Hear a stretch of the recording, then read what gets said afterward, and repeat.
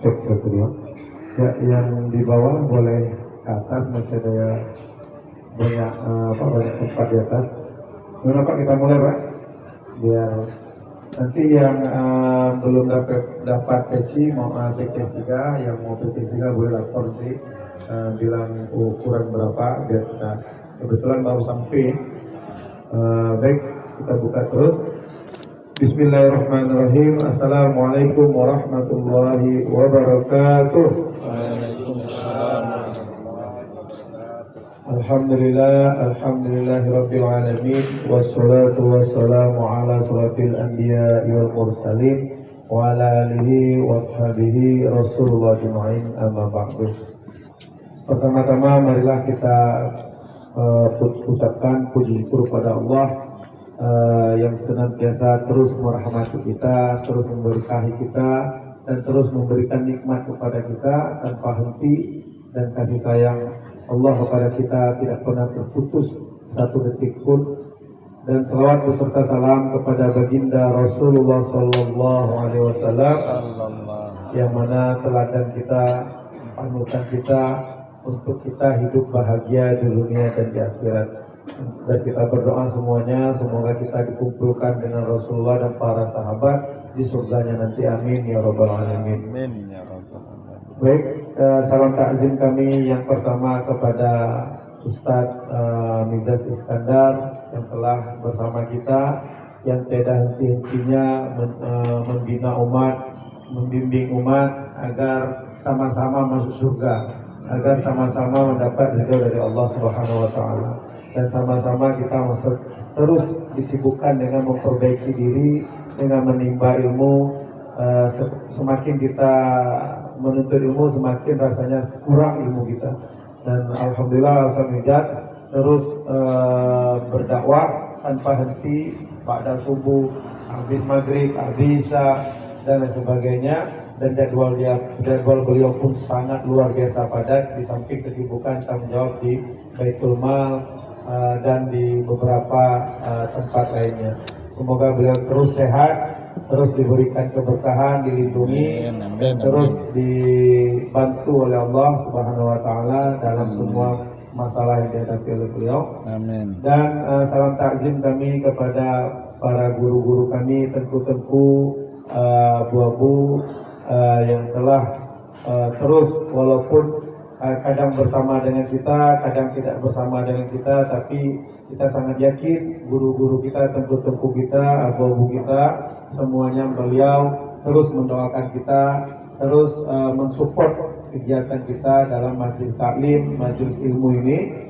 Dan juga salam penghormatan kami kepada para pengurus S3 Safari Subuh Sabtu yang terus berkhidmat, yang terus berjuang untuk dakwah ini, dan juga kepada para penasehat Safari Subuh Sabtu S3, dan terkhususnya untuk jamaah kajian S3 Pekanan yang terus komitmen untuk hadir dan menimba ilmu bersama-sama, karena majelis taklim, majelisnya para malaikat juga, insya Allah para malaikat menghadir bersama kita. Dan semoga kita semuanya dimudahkan urusan kita, dimudahkan rezeki kita, terus diberi kesehatan. Dan juga penghormatan kami kepada ibu-ibu yang juga hadir di bawah dan terus bersama kita. Baik, ayah bunda sekalian, abu-abu tertutup, guru-guru kami semuanya, malam ini kita lanjutkan kajian kita tentang fikih, ya, kajian tentang fikih. Untuk menghemat waktu, mari kita persilakan kepada guru kita bersama, Ustaz Mizas Iskandar. Kepada Ustaz kami persilakan dengan segala hormat.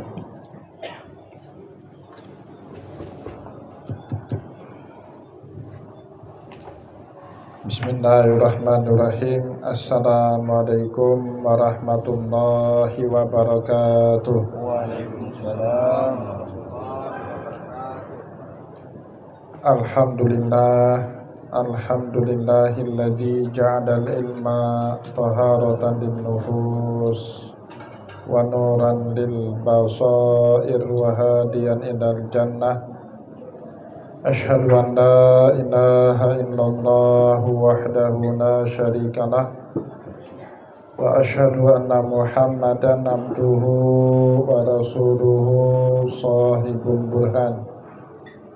Allahumma salli wa sallim ala rasulikal karim Muhammad sallallahu alaihi wasallam wa ala alihi wa ashabihi wa man tabi'ahu bi ihsanin ila yaumiddin.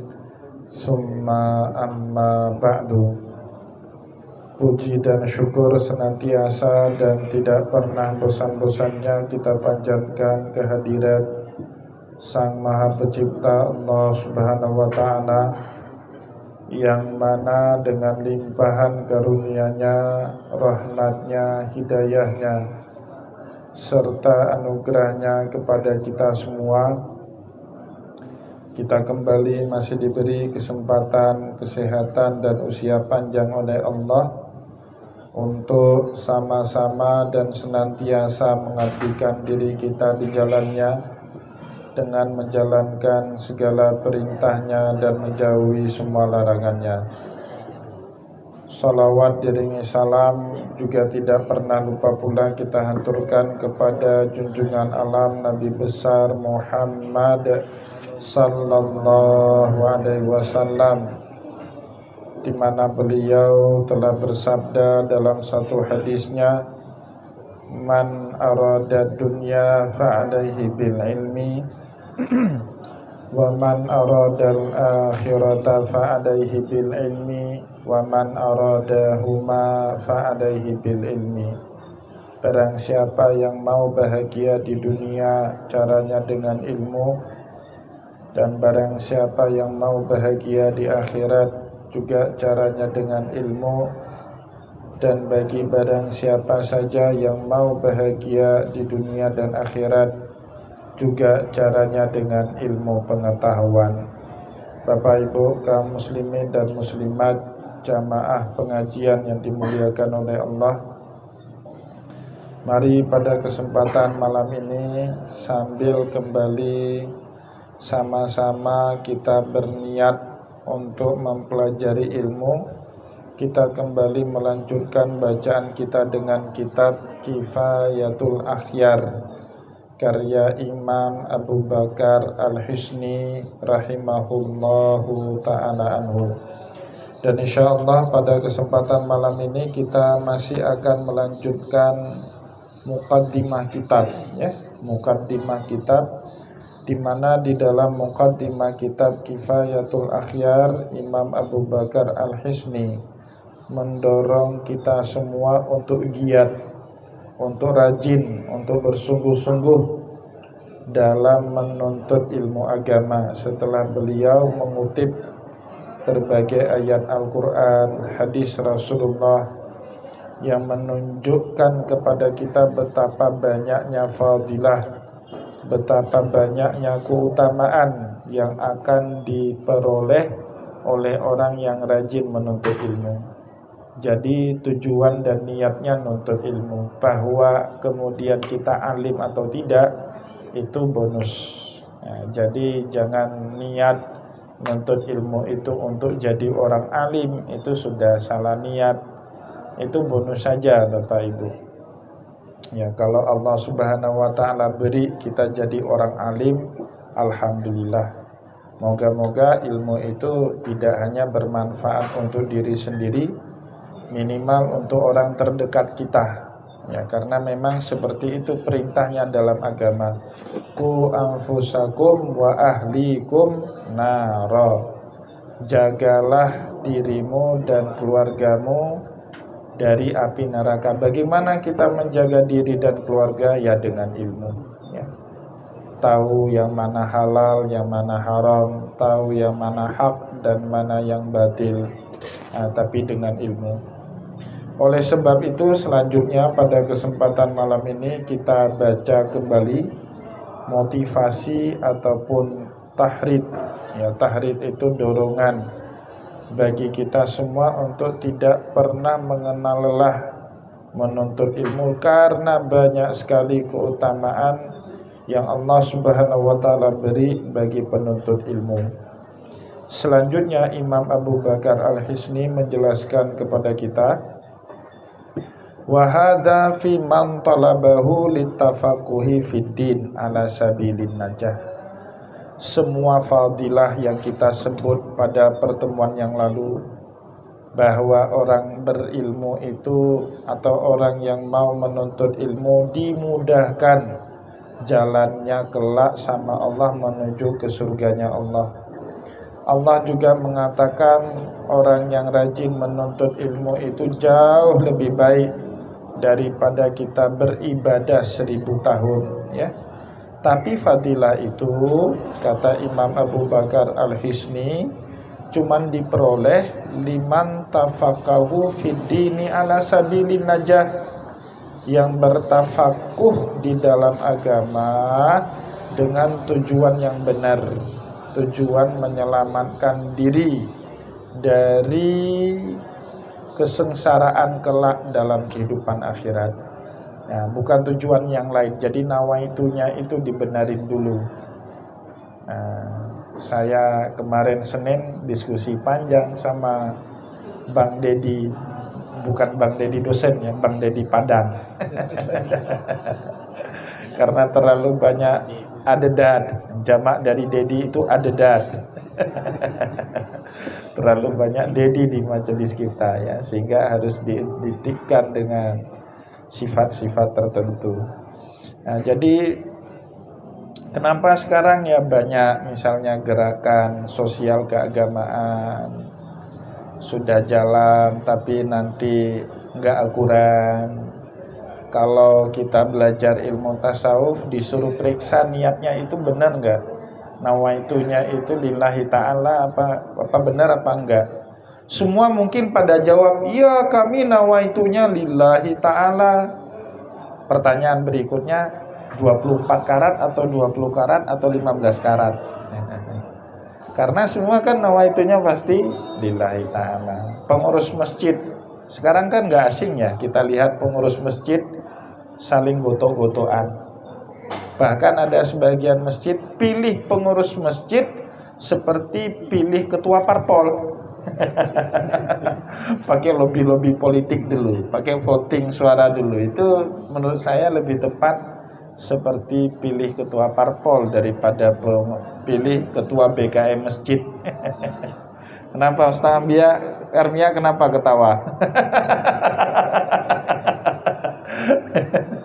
Ya, tapi ya terjadi kan di zaman akhir seperti ini. Nawaitunya benar nggak lillah? Ya insya Allah sebuah benar lillah. Tapi mungkin karatnya kurang ya, belum 24 karat. Begitu juga pada saat kita cari ilmu. Ilmu itu berkah.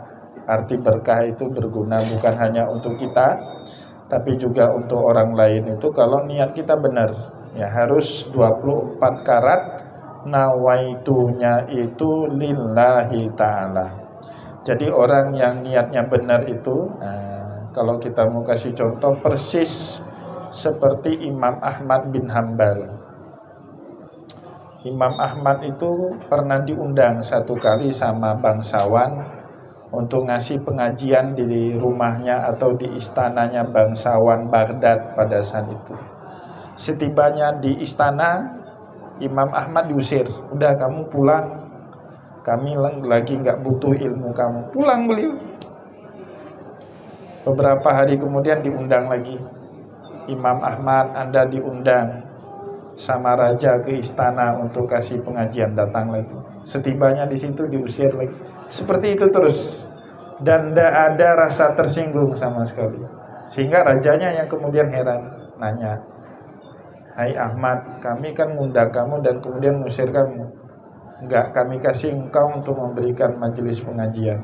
Kenapa kamu enggak tersinggung?" Apa jawab Imam Ahmad? "Saya datang ke sini sebenarnya bukan karena undangan kamu. Karena memenuhi undangan orang yang mau belajar agama itu ya wajib karena Allah. Kalau diusir pun berarti Allah belum berkehendak saya untuk memberikan pengajian. Segitu Bapak Ibu baru 24 karat." Tapi kalau kita ada marah, aduh ini nggak betul ini pengajian ini, teh hari ini agak kurang panas, atau mikrofonnya habis baterai misalnya, itu belum 24 karat kayaknya ya nawaitu kita.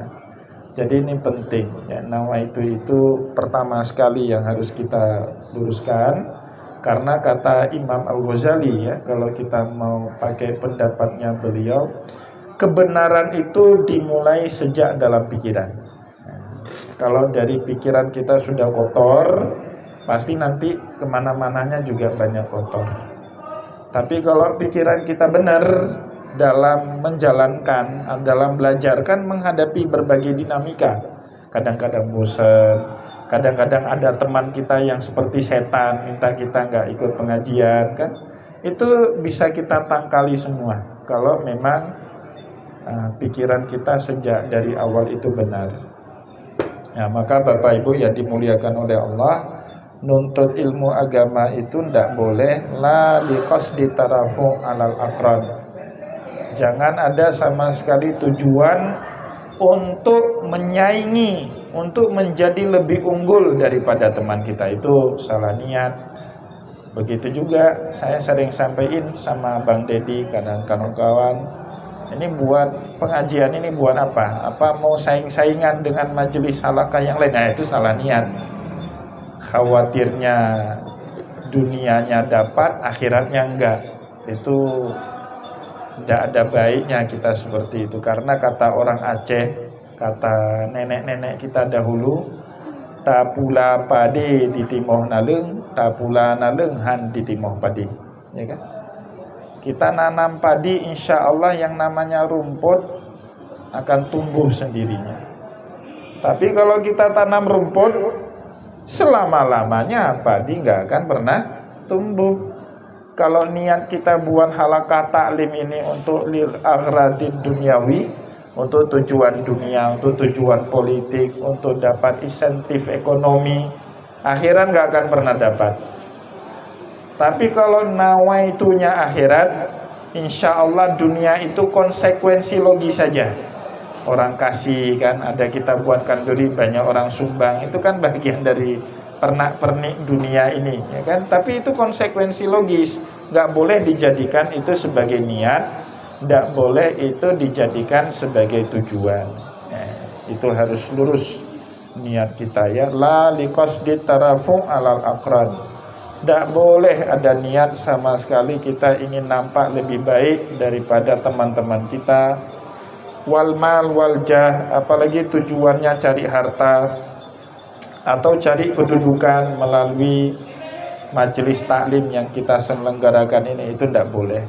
Qala Rasulullah sallallahu alaihi wasallam, dalam hal inilah baginda kita Rasulullah sallallahu alaihi wasallam bersabda, man ta'allama ilman mimma yabtaghi bihi wajhallahi ta'ala, barang siapa yang mempelajari ilmu semata-mata tujuannya mencari ridha Allah Subhanahu wa taala, la yata'allamahu illa liyusiba bihi aradan minad dunya, dia cari ilmu bukan menjadi atau bukan untuk mencari hal yang duniawi. Lam yajid arafal jannah yaumal qiyamah, barang siapa yang melakukan itu, artinya dia cari ilmu untuk tujuan duniawinya, kelak di hari kiamat dia tidak akan pernah mencium wanginya bau surga. Bapak Ibu, disuguhkan sate, enak kan sate? Tapi kalau nggak tercium rasanya sate itu gimana? Jadi enak apa enggak? Hilang enaknya ya. Disajikan martabak, disajikan mie Aceh, wah itu makanan enak betul. Ada nggak malam ini? Enggak, ini nguji aja, benar nggak niatnya ini? Kadang niatnya gara-gara sate. Makanan enak itu jadi nggak enak kalau indera penciuman kita mati, nggak bisa cium. Ya, semuanya terasa hambar, seperti tidak ada rempah-rempah di dalamnya, kan? Seperti itu. Nauzubillah min zalik. Ya, nggak ada makna masuk surga Bapak Ibu kalau indera penciuman kita tidak berfungsi. Tidak ada makna masuk surga kalau kita dibutakan matanya sama Allah. Memang ada seperti itu. Ada, kata Allah. Man a'rada an dzikri fa inna lahu ma'isyatan dhanka wa nasyuruhu yaumal qiyamati a'ma. Barang siapa berpaling dari mengingatnya Allah, maka Allah Subhanahu wa ta'ala akan membangkitkan dia kelak di hari kiamat dalam keadaan buta. Orang ini bertanya, qala rabbi lima hasyartani a'ma wa qad kuntu basira. Ya Allah, kenapa engkau bangkitkan saya dalam keadaan buta, padahal dulu di dunia saya bisa melihat? Apa jawaban Allah? Qala kadzalika atatka ayatuna fanasitaha wa kadzalikal yauma tunsa. Seperti itulah dulu di dunia kami bawa ayat-ayat kami, kau lupakan ayat-ayat kami. Begitu juga Bapak Ibu, pada hari itu Allah melupakan kita. Itu kata para ulama tafsir, yang paling membuat putus asa penghuni surga itu ketika Allah melupakan kita. Waduh, itu putus asa betul Bapak Ibu. Kalau Allah sudah ngomong sama kita seperti itu di hari kiamat, itu syafaat siapapun tidak ada gunanya. Syafaat Rasulullah tidak ada guna, syafaat Al-Quran tidak ada guna, apalagi kita, ya kan, tidak ada guna lagi kalau Allah sudah berkata seperti itu. Wa qala alaihi afdalus salatu wassalam. Begitu juga di dalam hadisnya yang lain, Rasulullah sallallahu alaihi wasallam bersabda, man talabal ilma liyumari bihis sufaha. Barang siapa yang mempelajari ilmu supaya dia nampak keren di hadapan orang bodoh. Nah, jadi orang yang kerennya di depan orang bodoh sebenarnya dia selevel dengan orang bodoh itu, ya kan? Ya kan? Orang keren itu, orang pintar itu nampak keren peer to peer kan? Harus dia diakui dalam komunitasnya. Kalau ada orang alim yang ngakui kealiman dia bukan ulama, tapi yang ngakui kealimannya mahasiswa, berarti level ilmunya selevel mahasiswa kan gitu. Maka kalau di kampus Bapak Ibu ngambil S2 misalnya, yang ngujinya kan minimal 5 orang doktor itu. Ngambil S3 yang ngujinya minimal kan 7 orang profesor itu. Kenapa? Dia harus ada pengakuan dari orang yang di atas dia seperti itu. Tapi kalau kita ngaku diri, wah saya ini alim, berarti dia bodoh gitu kan. Atau diakui dalam komunitas yang di bawah dia, berarti dia selevel dengan komunitas itu. Nah, maka kata Rasulullah sallallahu alaihi wasallam di dalam hadis ini, man talabal ilma liyumari bihi sufaha. Celaka betul itu orang yang mempelajari ilmu supaya nampak hebat, nampak keren di hadapan orang bodoh. Au yukasiru bihil ulama, atau supaya dia dikatakan dirinya ulama, ngaku-ngaku diri Bapak Ibu. Nah, jadi orang ngaku-ngaku diri itu paling tidak benar. Dan pengakuan yang benar itu kalau kaum muslimin yang ngakui, jangan kita. Kalau kita ngaku diri kita itu kena nanti ayat Al-Quran, fala tuzakku anfusakum. Jangan pernah ngaku-ngaku kalian paling baik, kata Allah kan dalam Al-Quran gitu. Atau bahkan dalam surat Kahfi, hal unabbiukum bil akhsarina a'mala. Muhammad, mau enggak kami beritahu kamu siapa di dunia ini orang yang punya amalan tapi merugi? Alladzina dhalla sa'yuhum fil hayatid dunya wa hum yahsabuna annahum yusinuna sun'ah. Mereka yang punya ngamal soleh tapi merasa dirinya yang paling benar, ngaku-ngaku Bapak Ibu. Nah, maka kita jangan ngaku-ngaku diri. Kalau diakui sama orang lain itu beda, itu bonus. Yang penting kita jangan ngaku-ngaku, wah itu kan dia hebat karena saya itu. Wah, ini tidak benar orang seperti itu ya. Nah, tapi kalau orang lain yang ngakui kita, itu perintah Allah dalam Al-Quran. Wa quli malu, tugas kita itu beramal, banyak-banyak kasih manfaat sama orang. Fasayarallahu amalakum wa rasuluhu wal mu'minun. Tugas Allah lah, tugasnya Rasulullah lah, dan semua kaum mukminin yang menampakkan amalan itu kepada orang lain. Wah itu Pak Hamdani itu hebat orangnya. Walaupun sudah pensiun tetap mati lampu di rumah dia. Misalnya kan gitu. Nah itu enggak apa-apa. Kalau itu enggak apa-apa, diakui sama orang ya. Tapi kalau Pak Hamdani ngomong, wah saya ini kan pensiunan PLN, Lihat itu rumah saya, walaupun rumah kalian mati, rumah saya nggak pernah mati lampu. Itu saya yakin bocor ban motornya. Setelah itu bocor itu ban motornya, ya kan? Ya, jangan pernah ngaku-ngaku, Bapak Ibu ya. Au yasrifa wujuhan nasa ilaih, atau dia ingin dikagumi oleh banyak orang. Nah, ini juga hati-hati ya kita dalam menuntut ilmu. Barang siapa yang niatnya itu liyumari bihi sufaha, supaya nampak keren di hadapan orang bodoh, au yukasiru bihil ulama, atau dikatain dia sebagai ulama, au yasrifu wujuhan nasa ilahi, atau untuk membuat orang banyak kagum sama dia. Apa ancaman dari Rasulullah?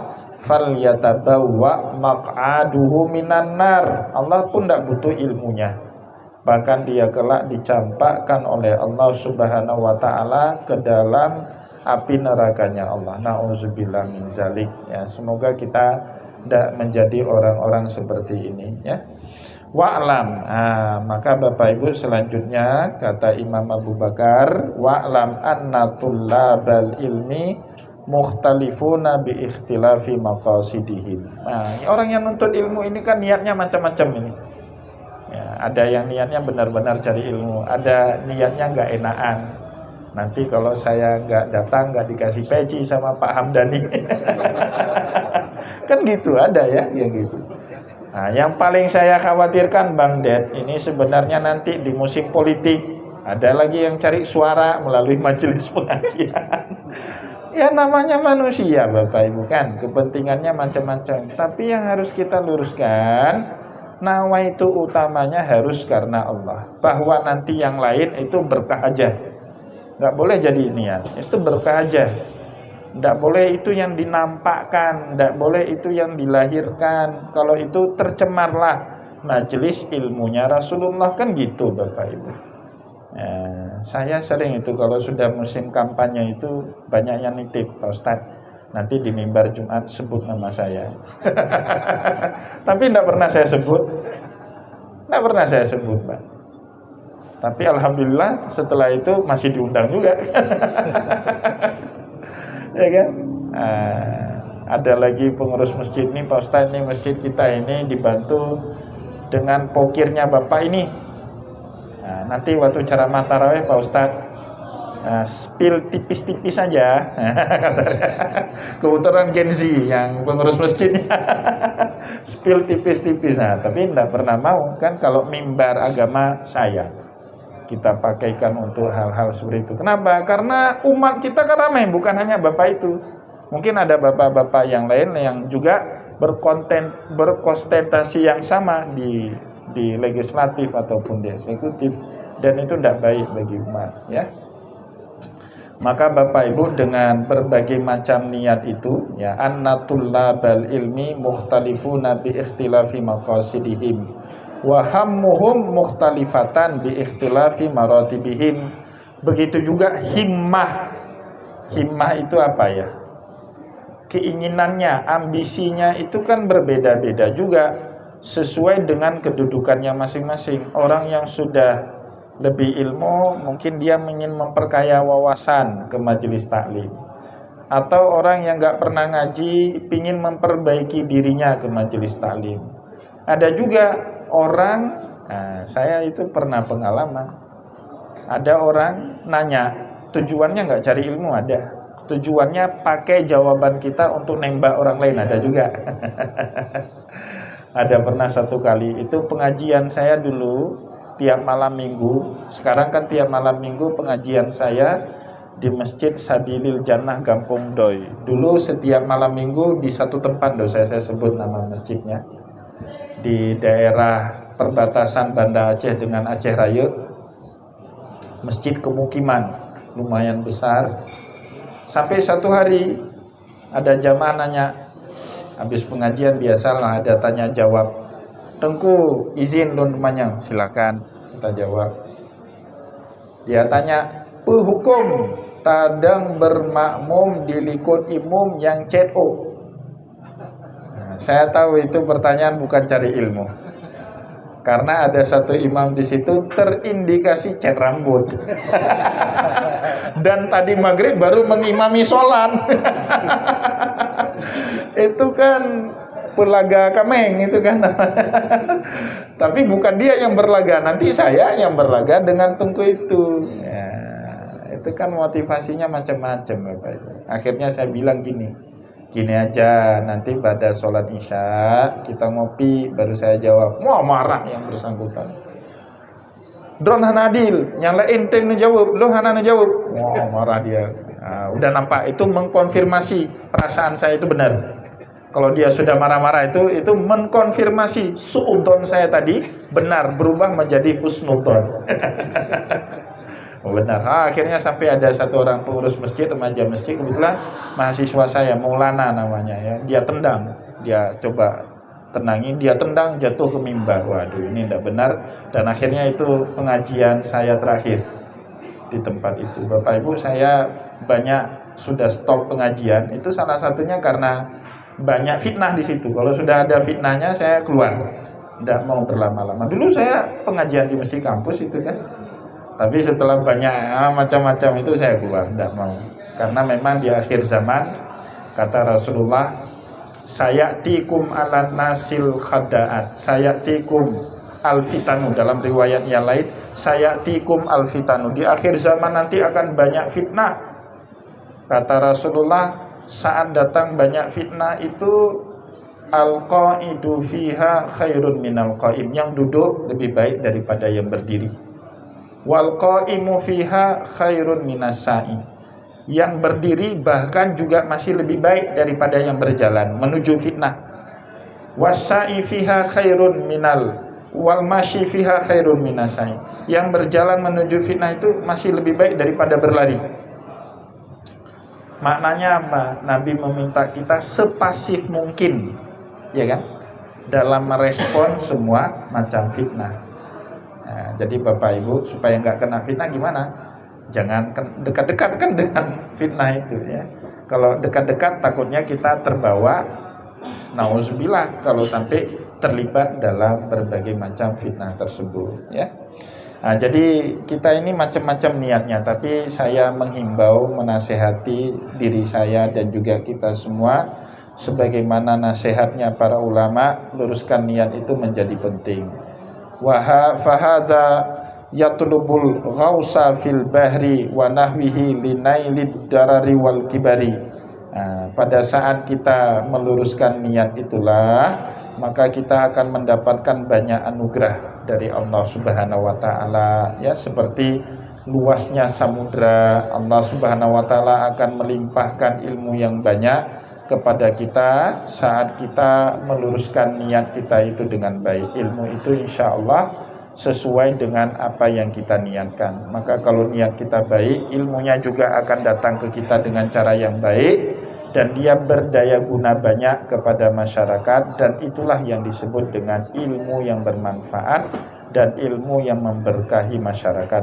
Bapak Ibu jamaah pengajian yang dimuliakan oleh Allah, alhamdulillah kita sudah mengkhatamkan mukaddimah kitab. Baru insya Allah pada pertemuan yang akan datang ya, kita akan masuk ke dalam materi pengajian fikih ya. Mungkin itu untuk kesempatan malam ini, dan insya Allah saya berikan kesempatan kepada Bapak Ibu sekalian untuk bertanya. Jika memang ada yang mau ditanyakan, saya persilakan. Terima kasih banyak kepada Ustadz. Dan alhamdulillah malam ini mukadimahnya ada selesai Pak. Insyaallah malam Rabu depan kita sudah mulai masuk ke materi fikihnya. Mungkin ada hal yang ingin kita diskusikan. Tadi nasihat dari Ustadz sangat berharga, yaitu dalam hal menjaga niat, meluruskan niat karena Allah, karena memang ini berat, sangat berat, dan saya sendiri merasakan beratnya, karena godaan ataupun rintangan ataupun halangan ataupun gangguan terhadap niat ini berat kali. Dan saya terasa sekarang, memang. Maka sering-sering saya duduk dengan Ustaz Nizas, kadang ada waktu dengan Ustaz Ilham, duduk dengan Ustaz Ilham Maulana, kadang dengan Ustaz lain, dengan Abilan Kawi. Nah, memang banyak, sering memang saya duduk dengan para guru-guru kita, kadang sengaja, kadang nggak sengaja. Kalau bilang kawin Ustaz, kadang kayak kemarin di telepon suruh datang ke sana, ya cuma duduk-duduk ngobrol-ngobrol saja. Dan juga saya konsultasi juga untuk jaga bagaimana jaga segala macamnya. Insya Allah kita terus berkonsultasi, terus meminta nasihat dari guru-guru kita. Ya silakan, mungkin ada yang ingin ditanyakan atau ingin diskusikan, silakan Ustaz.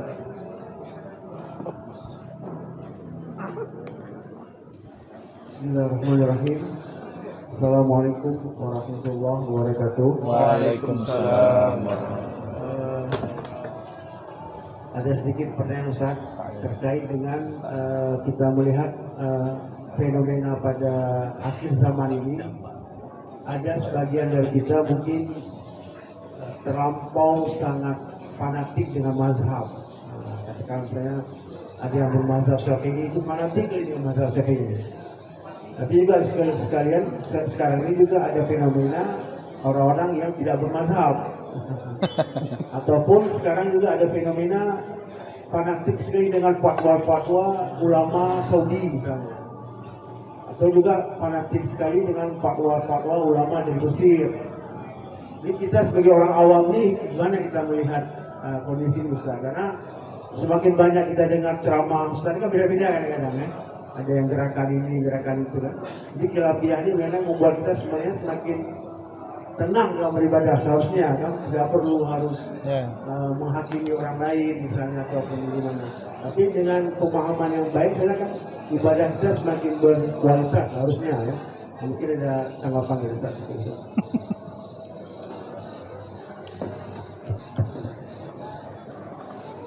Ini baru pertama kok langsung berat ya? Karena yang tanya Ustaz juga. Allah Akbar. Biasanya orang yang fanatik jalan-jalannya kurang. Dulu saya sebelum pergi ke Mesir semuanya haram, termasuk foto. Maka saya nggak punya foto waktu di Mesir. Waktu awal-awal di Mesir itu nggak punya foto. Sampai satu hari pertama saya sampai ke Mesir 10 Oktober 2004 sebelum tsunami, diajak sama abang sepupu saya, Ustadz Zikran Amnar. Nah, itu abang sepupu saya. Beliau ngajak saya ke Masjid Al-Azhar. Dan sambil nunggu waktu sholat duhur, tiba-tiba di depan kami ada perempuan sholat, nggak pakai jilbab, nggak pakai mukena, cuman taruh sapu tangan di atas kepalanya. Seperti ini, sapu tangan dijepit kayak pecinya orang Yahudi itu.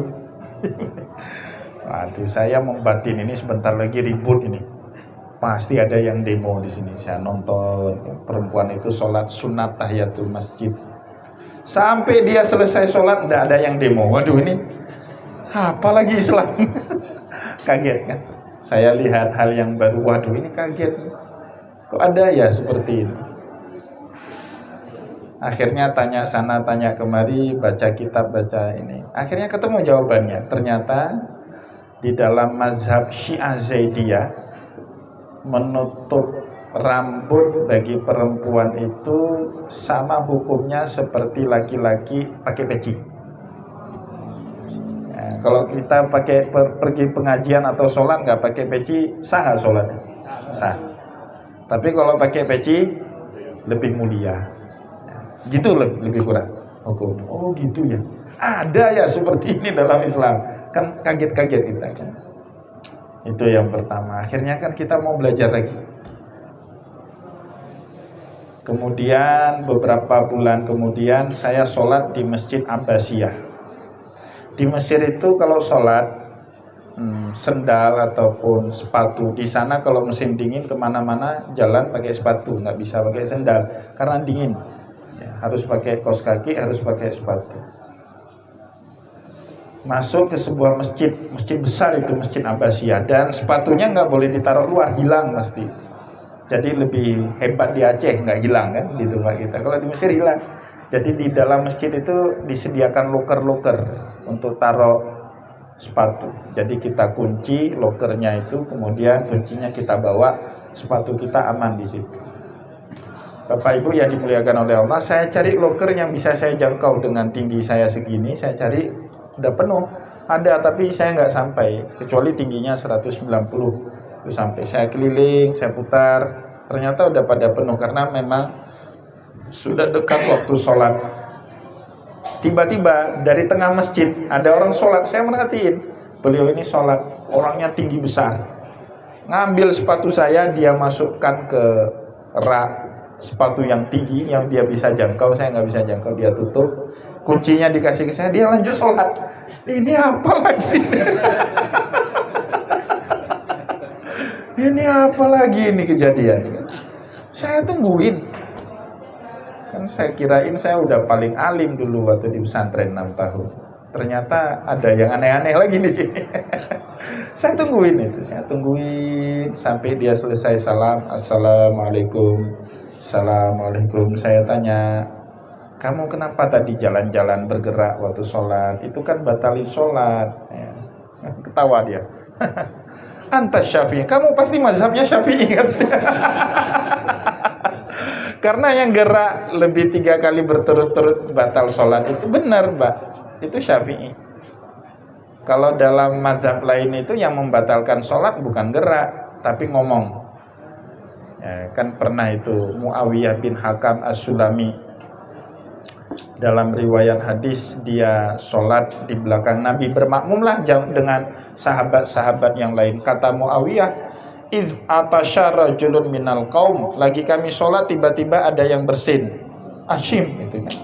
Dia nggak ngomong alhamdulillah, seharusnya kan ngomong alhamdulillah. Orang bersin ini tahu dia lagi sholat, nggak ngomong alhamdulillah, bersin aja.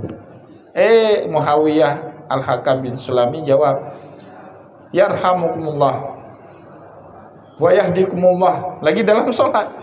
Farama al-qaumu bi absarihim, semua pada natapi saya. Karena ditatapi kan kita nggak senang ya Pak, ditatapi itu. Fama sya'nukum tanturuna ilayya, apa urusan kalian nih lihat-lihat saya lagi sholat. Selepas sholat Nabi Muhammad menghadap, nanya, manil mutakallimi fi shalah, siapa tadi barusan yang ngomong? Bapak Ibu, kalau yang nanya gitu Nabi, ada yang mau jawab? Ada yang ngaku? Nggak ada kan? Diam semua, ada yang ngaku. Diulang 3 kali sama Nabi. Akhirnya kepaksa si Muawiyah bin Hakam As-Sulami ini nunjuk tangan, ngacung dia. Ana ya Rasulullah, saya yang barusan ngomong. Nah, tapi untungnya Nabi, ya bukan Bang Deddy. Kalau Bang Deddy kan pentolan FPI. Kurang ajar, takbir Allah. Untungnya Nabi. Apa kata Muawiyah bin Hakam As-Sulami? Fawallahi nafsu fawallahi ma wajadtu mu'alliman ahsana minhu la qablahu wa la ba'dahu. Demi Allah, aku tidak pernah dapat seorang guru yang lebih santun, yang lebih baik dari Rasulullah. Tidak sebelum peristiwa itu atau setelah peristiwa itu terjadi. Fawallahi, demi Allah, ma syatamani wala darabani wala sabbani. Demi Allah, Nabi jangankan mukul, ngatain saya juga enggak. Dia enggak hina saya, dia enggak merendahkan saya. Nabi Muhammad cuma ngomong, inna hadhihi sholat la yuslahu fiha syai'un min kalamin nas. Sholat ini kalau sudah dikerjakan enggak boleh ngucap apa yang sehari-hari kita ucapkan, ngomong enggak boleh lagi.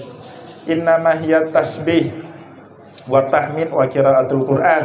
Kalaupun ada hal yang keliru saat terjadinya sholat, ya kita negurnya kan dengan cara tasbih atau tahmid. Kan kalau imam keliru gimana negurnya? Subhanallah, itu boleh, itu tidak batali sholat kan? Atau tahmid atau qiraatul Quran, tegur dengan baca ayat Al-Quran tertentu yang cocok dengan momentum itu. Saya pernah dulu di pesantren Ruhul Islam Anak Bangsa itu, ada guru kita sholat subuh jadi imam. Mungkin beliau baru bangun tidur, wudhu langsung ke masjid, belum sempat tahajud witir, belum sempat sholat sunat fajar, langsung jadi imam. Ditunjuk jadi imam. Jadi setelah takbiratul ihram, qul ya ayyuhal kafirun la a'budu ma ta'budun. Subhanallah ditegur, Al-Fatihahnya tinggal. Ulang lagi, beliau pikir Qul ya ayyuhal kafirunnya yang silap. Ulang lagi, Qul ya ayyuhal kafirun la a'budu ma ta'budun. Subhanallah. Dari belakang santri-santri itu. Sampai 3 kali ditegur, dia enggak tahu kalau yang tinggal itu Al-Fatihah. Sampai akhirnya dari belakang, baca Al-Fatihah. Nah, maka di dalam mazhab jumhur itu yang batali sholat itu cuma ngomong, gerak itu tidak batali sholat. Ya.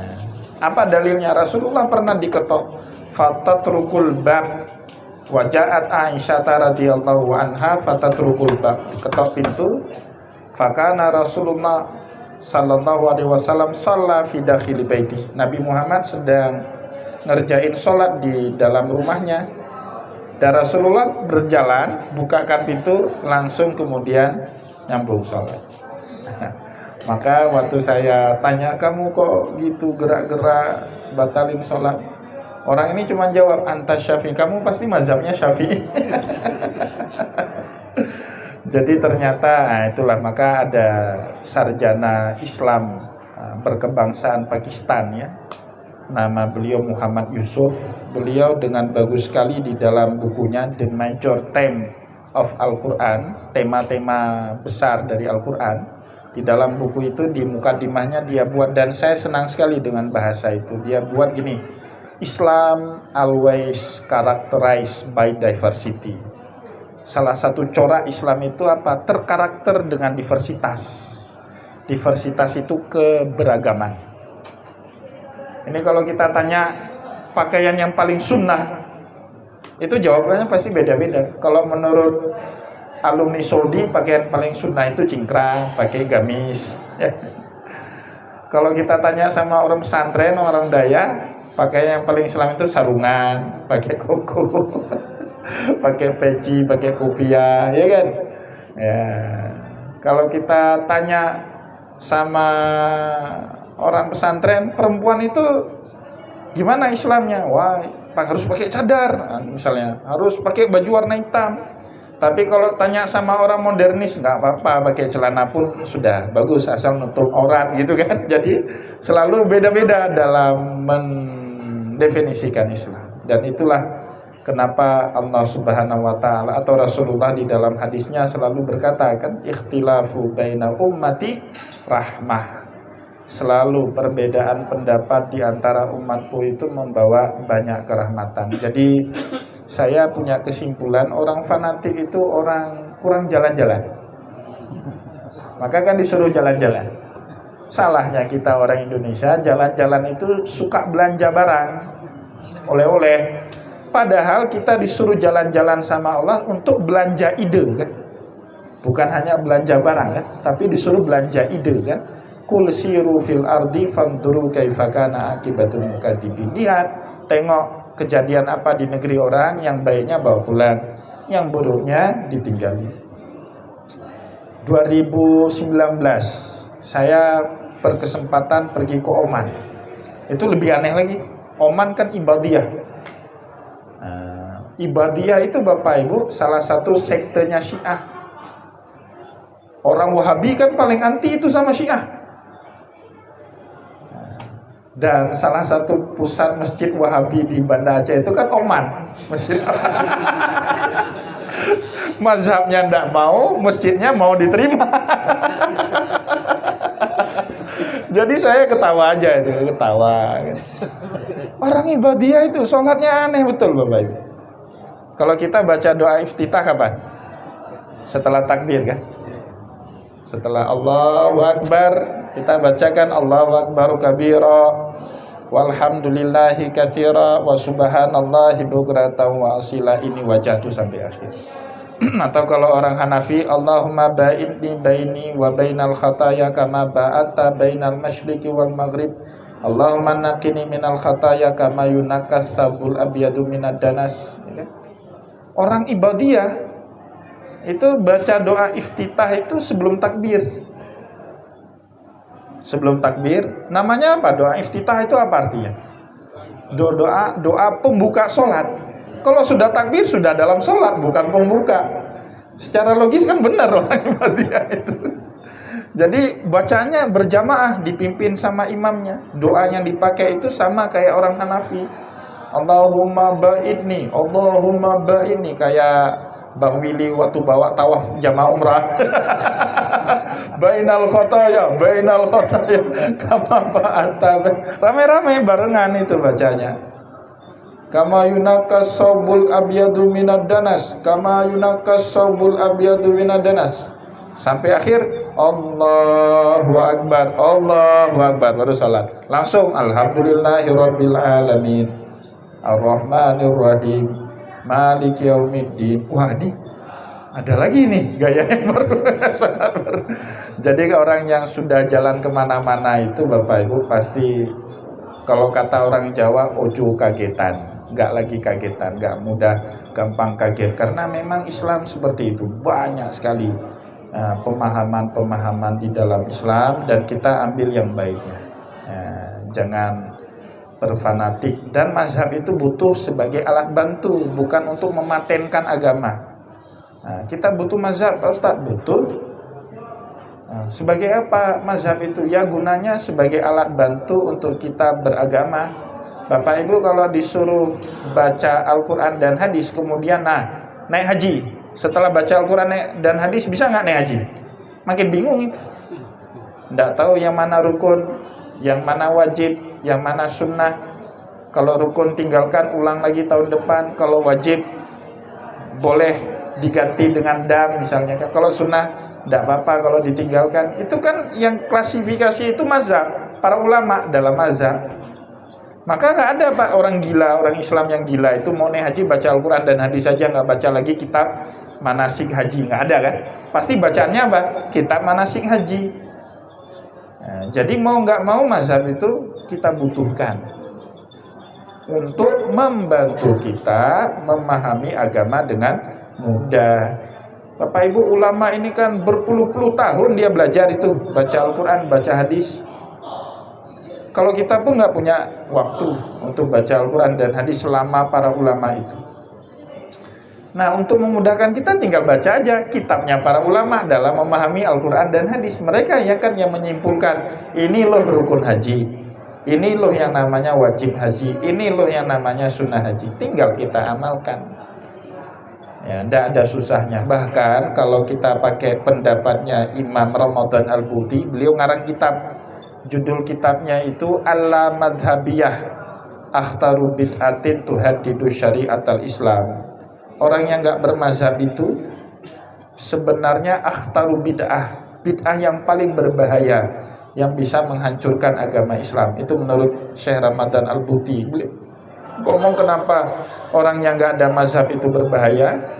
Karena secara tidak langsung saat dia tidak bermazhab, dia memazhabkan diri atau setidaknya memazhabkan gurunya. Menurut guru kami Syekh Utsaimin, ya tetap kan merujuk akhirnya kan. Makna bermazhab apa ya? Punya rujukan lah minimal kan. Kalau kata orang Mesir, punya sanadnya lah, ya kan. Gitu. Nah, kan nggak mungkin kita ngomong agama nggak punya referensi. Ilmu dunia aja ngomong harus punya referensi. Nah, apalagi ilmu akhirat. Kata Rasulullah ya dalam hadis, al-isnadu binadin fandur amman ta'khudha dinakum. Sanad itu kan bagian daripada ilmu. Sanad itu maksudnya referensi dalam beragama. Kita ada referensi, ya, ada guru, ya, harus. Kenapa perlu berguru? Ilmu ya, semua ilmu. Sebenarnya kalau sekarang zaman teknologi sekarang, Bapak Ibu bisa belajar dari manapun. Termasuk ilmu agama kan bisa kan? Untuk tahu cara sholat, buka di TikTok pun bisa kan?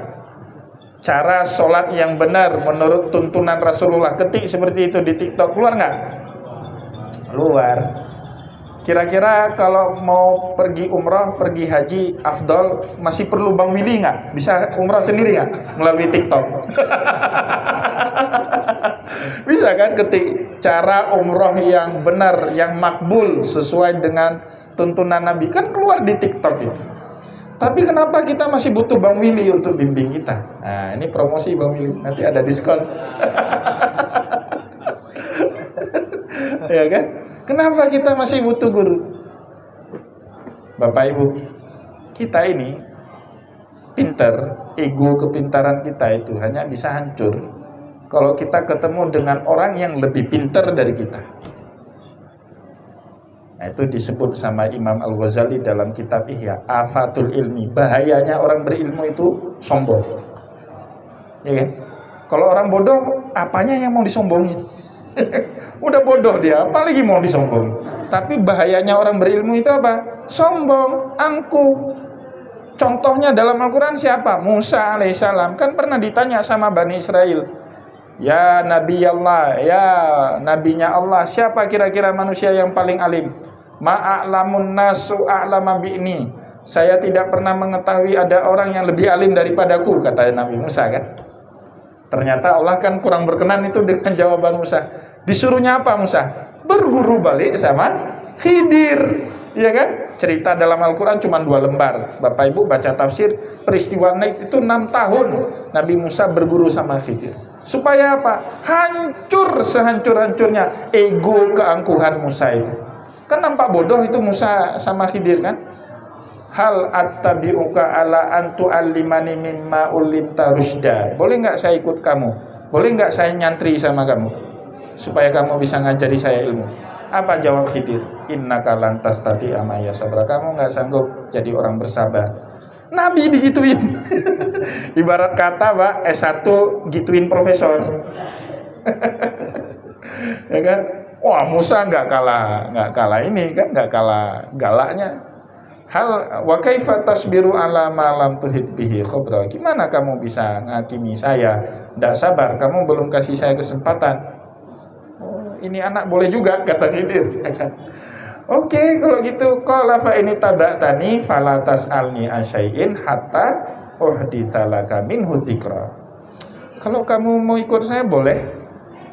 Tapi satu syaratnya, kamu jangan banyak tanya sampai saya cerita sendiri, kan gitu. Kan nampak bodoh sepanjang perjalanan itu, Musa nampak bodoh itu. Ya, di hadapan seorang Khidir. Nah, Bapak Ibu, kita penting berguru di situ. Hilang keangkuhan ego ilmu kita itu saat ketemu dengan orang yang lebih alim. Dan kita nggak mungkin berguru dengan orang yang lebih bodoh dari kita. Nggak mungkin kan? Nah, pasti orang yang sabuk coklat cari yang simpainya sabuk hitam kan gitu. Ya, yang S2 cari yang profesor doktor kan gitu. Nah, yang alim ini itu cari yang lebih alim lagi daripada dia. Nah, dengan itu kemudian dia dapat pengalaman berharga yang bisa menghancurkan semua keangkuhan kesombongan dia. Jadi berilmu itu penting. Caranya beda-beda. Nah, kalau Muhammadiyah pakai sekolahnya, ya kan? Kalau orang pesantren pakai dayahnya, ya kan? Kalau orang modernis pakai kampusnya, kan gitu. Ya. Kalau orang tradisional pakai talakinya, itu cara-caranya beda. Tadi balik lagi ke kaidah Islam always characterized by diversity. Islam itu selalu identik karakternya dengan diversitas. Mungkin seperti itu. Gitu. Terima kasih Ustaz. Mungkin ya silakan. Aduh, sarapan nama lupa.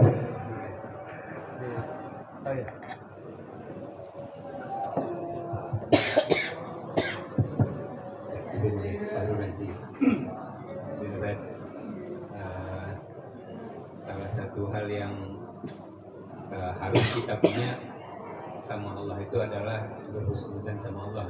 Ya. Berprasangka baik sama Allah yang wajib dan nggak boleh hilang.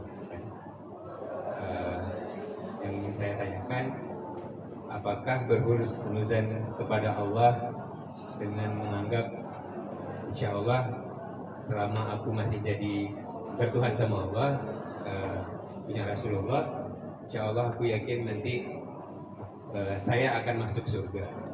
Tapi itu bagian dari husnuzan kita sama Allah maksudnya, bukan karena kita ngerasa lebih hebat, bukan karena kita ngerasa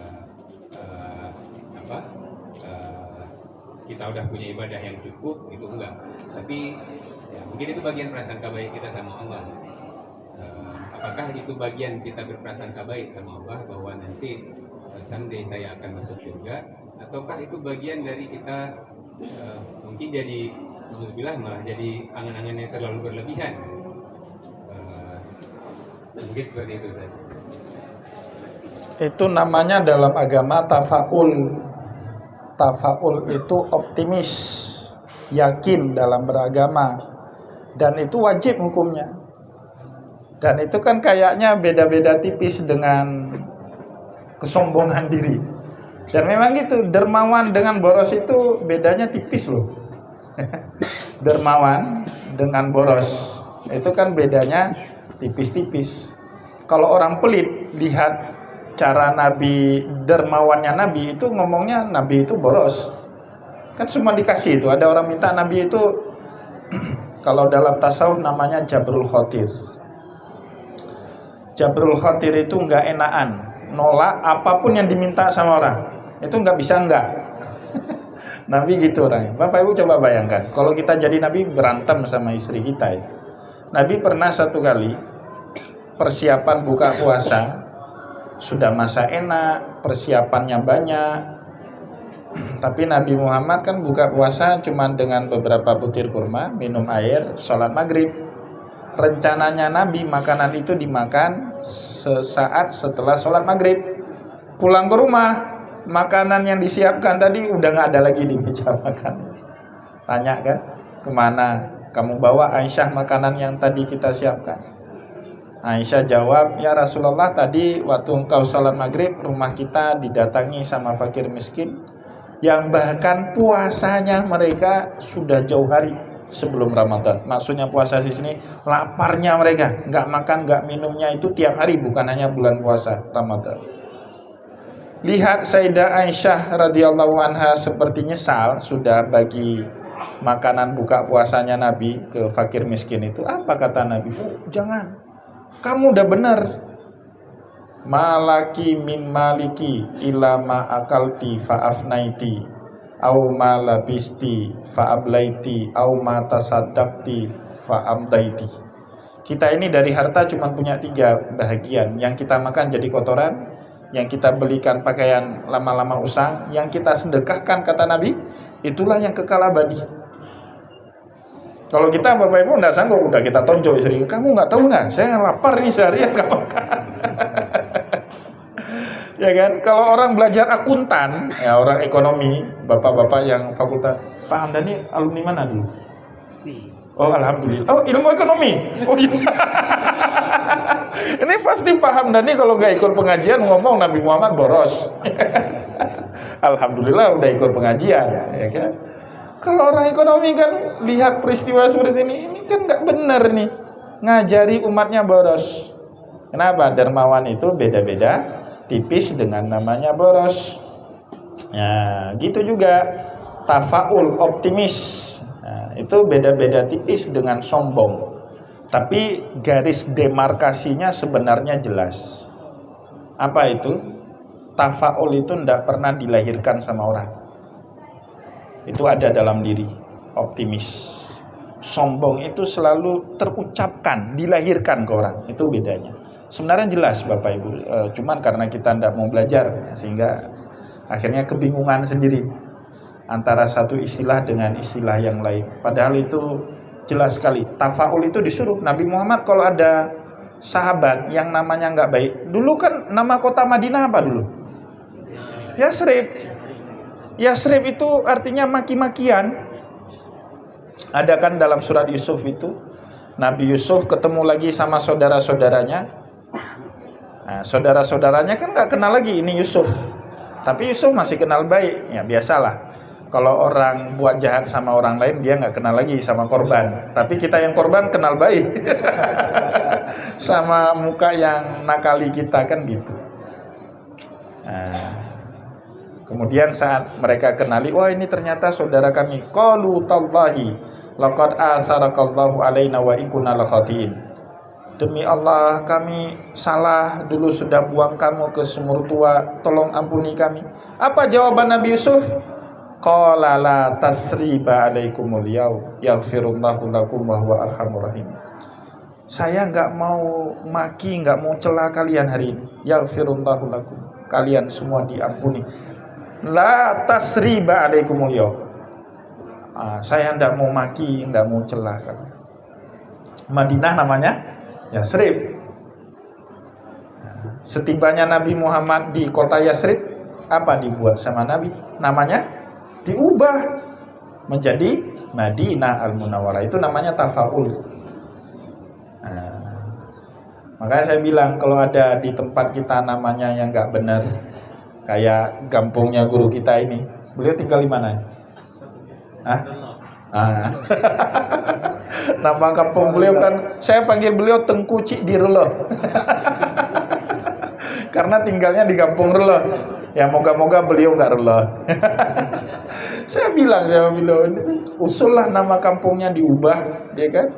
Nah itu namanya tafaul, mengharapkan kebaikan dengan optimis. Beda-beda tipis ya, kayak tadi dermawan dengan boros, beda-beda tipis. Gitu juga sikap Bapak Ibu.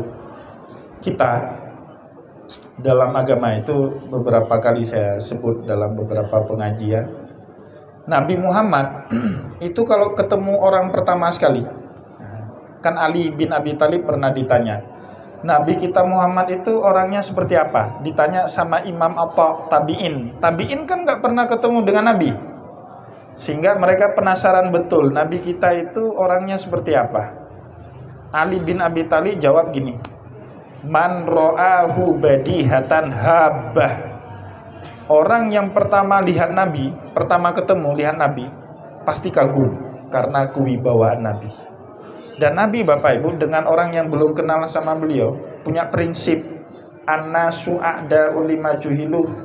Manusia itu biasanya cenderung memusuhi orang yang belum ia kenali. Jadi Nabi ikrarul haq, selalu ngomong tegas dengan kebenaran yang beliau ketahui. Ana basyiran wa nadhira. Saya ini pembawa berita gembira dan pengingat bagi kalian yang lalai. Itu bagi orang yang nggak kenal Nabi, ngomongnya tegas. Tapi saat Nabi berada di sekeliling orang yang sudah kenal beliau, tawadunya rendah sekali Nabi Muhammad. Dan itu perintah Allah, waqfid janahaka limanittaba'aka minal mu'minin. Muhammad, bersikap rendahlah kamu di tengah-tengah sahabatmu yang kaum mukminin. Kenapa? Sahabat kan kenal Nabi. Perlu lagi Nabi Muhammad pekah anak katurike. Tapi kan kita yang nggak belajar ilmu ini, Pak, sama pengikutnya pun jadi. Nah, saya pernah ketemu dengan seorang pejabat, ya, dia ngomong ini, hai, yang sekda kah peke? Nggak usah diomongkan pun orang tahu dia sekda, kan gitu. Tapi ketika dia lahirkan itu, jatuhnya apa? Sombong kan? Iya. Maka Nabi diminta merendah kepada siapa? Pengikutnya. Orang yang sudah kenal sama Rasulullah. Saya kemarin ke Jakarta sama Ustadz Aulia Yusuf Kardawi, itu kan pergi ke pameran mobil. Lihat-lihat aja, kantong nggak ada, tipis kantong. Ya biasalah, anak laki-laki kepingin lihat mobil listrik macam kan, kita lihat. Hari pertama kita kan besar itu, apa JS apa itu namanya, di Kemayoran itu. Kan besar itu, nggak habis kita keliling sehari. Hari pertama kami pergi, pakaiannya kaos, nggak ada yang peduli. SPG itu nggak nawarin pun sama kami. Pertemuan keduanya udah mulai acara, pulang dari acara itu kan pakai jas, pakai dasi. Waduh, SPG yang cantik-cantik itu pada berdatangan semua. Kenapa? Karena dia nggak kenal ini orang berduit sebenarnya kan gitu. Kita wajib memperkenalkan diri kita, dan itu bukan sombong. Beda tipis kan. Tapi saat kita berada di lingkungan kita ini yang sudah sama-sama kenal, nggak perlu lagi kita ngomong, hormati saya ya, saya ini komisioner Baitul Mal. Itu sombong namanya. Kalau ada orang ngomong gitu, itu sombong itu namanya. Nah, orang udah pada kenal, ngapain dia ngomong Rasul? Nah itu, maka Rasulullah diminta rendahkanlah dirimu Muhammad di depan pengikutmu kaum mukminin. Tapi di hadapan orang yang baru kenal, nggak ada perintah itu sama Allah. Nah itu Bapak Ibu, membedain antara satu keadaan dengan keadaan yang lain. Itulah kita butuh yang namanya ilmu ya, seperti itu. Terima kasih Ustaz. Lanjut, mungkin ada lagi yang ingin bertanya atau ingin konsultasi, silakan. Ada? Jujur mungkin? Oh, pesimis. Saya tadi itu mau konsultasi kan. Ya. Jadi malam ini ilmunya luar biasa. Ini masalah pertama luruskan niat, bagaimana kita bermazhab, fanatik, masalah fanatik, dan juga tadi masalah bagaimana kita berbaik sangka selalu kepada Allah, optimis. Ya, selanjutnya silakan ada lagi, kalau nggak ada kita minta Ustadz untuk tutup. Kalau masih ada kami persilakan, masih ada waktu kita. Ibu-ibunya ada mau ditanya di bawah? Ya kalau nggak ada mungkin Sudah cukupkan. kita tutup. Mungkin udah juga habis ini kan ada snack segala macamnya supaya juga ada waktu santai untuk kita bicara, ngobrol-ngobrol santai. Mungkin kepada Ustaz boleh di penutupnya dan juga sedikit doa Ustaz. Hari ini Bang Handani nyesal duduk dekat saya, kena terus kena sasaran tembak. Ya semoga nggak nyesal Bang Handani ya, supaya lebih terkenal. Mari bapak-bapak, ibu-ibu, untuk memberkati acara kita pada kesempatan malam ini, kita panjatkan doa kepada Allah. Semoga niat kita untuk mendekatkan, memperbaiki diri kita ini diterima oleh Allah, dan moga-moga Allah selalu membimbing kita ke jalannya yang lurus. A'udzubillahi minasyaitonirrajim. Bismillahirrahmanirrahim. Alhamdulillahirabbil alamin. Hamdan yuwafi ni'amahu wa yukafi mazidah. Ya Rabbana lakal hamdu kama yanbaghi li jalali wajhikal karim wa azimi sultanik. Allahumma shalli ala sayyidina Muhammad wa ala ali sayyidina Muhammad. Allahumma inna ala dzikrika wa syukrika wa husni ibadatik. Rabbana zalamna anfusana wa illam taghfir lana wa tarhamna lanakunanna minal khasirin. Rabbana la tu'akhidna in nasina aw akhtana. Rabbana wa la tahmil alaina isran kama hamaltahu ala alladziina min qablina. Rabbana wa la tuhammilna ma la taqata lana bih. Wa'fu 'anna waghfir lana warhamna anta maulana ya Allah, fansurna 'alal qaumil kafirin. Allahumma ja'alna mimman alladhina yastabi'una al-qawla fayattabi'una ahsanah. Allahumma ja'al jam'ana hadha jam'an marhuma wa tafarruqana min ba'dihi tafarruqan ma'suma wa la taj'al fina wa la bainana syaqiyyan wa la mahruma. Rabbana zidna ilma wa wasi'na fi rizqina wa barik lana fima razaqtana waj'alna mahbuban fi qulubi ibadika wa azizan fi uyunihim waj'alna wajihan fi dunya wal akhirati wa minal muqarrabin. Ya kasiran nawal, ya hasanal fi'al, ya qa'iman bila zawal, ya mubdi'at bila misal, falakal hamdu wal minnatu wasyarafu ala kulli hal. Allahumma inna nas'aluka salamatan fid din wal afiyata fil jasadi wa ziyadatan fil ilmi wa barakatan fil rizqi wa taubatan qabla al maut wa rahmatan indal maut wa maghfiratan ba'dal maut. Allahumma hawwin alaina fi sakaratil mauti wa najata minan nari wal afwa indal hisab. Allahumma la tada' lana fi hadzal maqam dhanban illa ghafartah wa la daynan illa qadaitah wa la hamman illa farajtah wa la dhallan illa hadaitah wa la mazluman illa nasartah wa la hajatan min hawaiji dunya illa qadaitaha wa yassartaha bi rahmatika ya arhamar rahimin. Rabbana atina fid dunya hasanah wa fil akhirati hasanatan wa qina adzabannar. Subhana rabbika rabbil izzati amma yasifun wassalatu wassalamu alal mursalin walhamdulillahi rabbil alamin. Al-Fatihah. Wa rahmatullah. A'udzu billahi minasy syaithanir rajim. Bismillahirrahmanirrahim. Alhamdulillahi rabbil alamin. Ar-Rahmanir Rahim. Maliki yaumiddin. Iyyaka na'budu wa iyyaka nasta'in. Ihdinas siratal mustaqim. Siratal ladzina an'amta 'alaihim ghairil maghdubi 'alaihim waladdallin.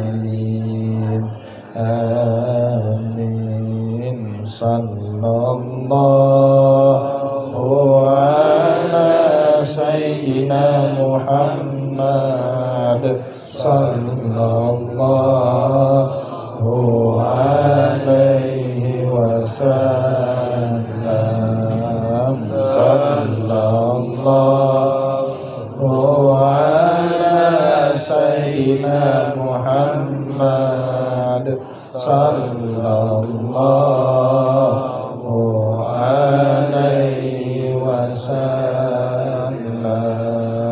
صلى الله على سيدنا محمد يا ربي صل عليه وسلم.